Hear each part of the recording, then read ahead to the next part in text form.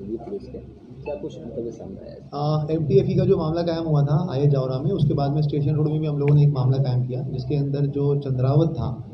जो यहाँ पे MTFE का प्रसार करता था और लोगों के जो पैसे कैश में लेकर और उसको इन्वेस्ट करने के नाम पे पैसा डालता था अलग अलग ऐप के अंदर, उसको और साथ साथ में संदीप डाक, इन दोनों को गिरफ्तार किया है। और साथ ही साथ MTFE ऐप के थ्रू, जो एक फर्जी ऐप है और फ्रॉड कंपनी है, उसके थ्रू जो पैसा एक चैनल के थ्रू अलग अलग नेटवर्क से होते हुए डार्क नेट से पैसा जो अलग अलग कंपनियों में जा रहा था, उसमें से एक कालीन इंटरनेशनल एंटरप्राइजेस करके जो कंपनी है, उसका जो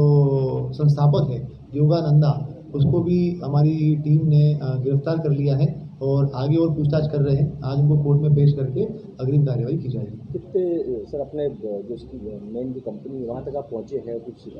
टेक्निकली क्या बोलते हैं बाइनेंस? इसके अंदर जो फ्रॉड हुआ है, बेसिकली जो क्रिप्टो करेंसी एक्सचेंज होता है, उसके अंदर लोग जो पैसा देते थे, उसके अंदर वो क्रिप्टो करेंसी USDT डॉलर, वो क्रिप्टो करेंसी एक्सचेंज से खरीद कर और उसको एक एड्रेस जनरेट करके वहाँ पे डालते थे और लोगों से क्या करते थे कि AI मोड, आर्टिफिशियल इंटेलिजेंस वाला मोड जो है वो ऑन करवा कर एक परमिशन ले लेते थे कि उनके एड्रेस का पैसा जो है वो MTFE के एड्रेस पे ऑटोमेटिकली चला जाए। तो जैसे ही लोग रिचार्ज करते थे और USDT डॉलर खरीदते थे, इमीडिएटली अगले सेकंड में वो पूरा के पूरा पैसा MTFE के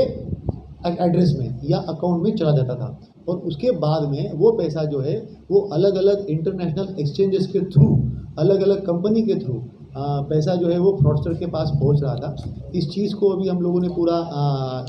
टेक्निकल टीम ने जो है वो पूरा डिसाइफर किया है और आगे भी उसके ऊपर काम कर रही है। जो बाइनेंस कंपनी है, जो क्रिप्टो करेंसी एक्सचेंज का काम करती है और USDT डॉलर देती है, उसके थ्रू हम लोगों ने अभी 7 दिन के लिए उनके द्वारा जो है वो 39 लाख रुपए, जो हमारे पास में FIR हुई है, 2 FIR, वो दोनों FIR मिलके कुछ 39-40 लाख के आसपास में वो अमाउंट है। तो उतना अमाउंट उनके द्वारा फ्रीज किया गया है और एक कोर्ट का ऑर्डर भी मांगा है। तो अभी हम लोग अगली प्रोसेस कर रहे हैं। हम लोग ये अपील करते हैं लोगों से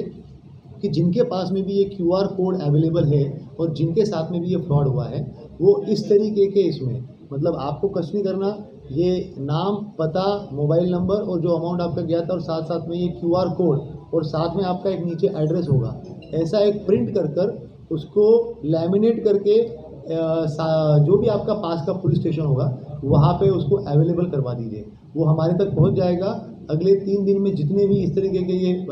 हमारे पास में आ जाएंगे, उसके थ्रू हम लोग फिर उसका पैसा फ्रीज कराने के लिए आगे प्रोसेस करने का प्रयास करेंगे। तो कहाँ का नेटवर्क फैला हुआ था बाइनेंस के पास में? आपने बताया दूसरे कंट्रीज ने भी अप्रोच की है पैसे फ्रीज करने के लिए। बाइनेंस जो है ये एक मल्टी क्रिप्टो करेंसी एक्सचेंज है, जो स्पेन बेस्ड है और उसके अंदर अलग अलग जो विदेशों की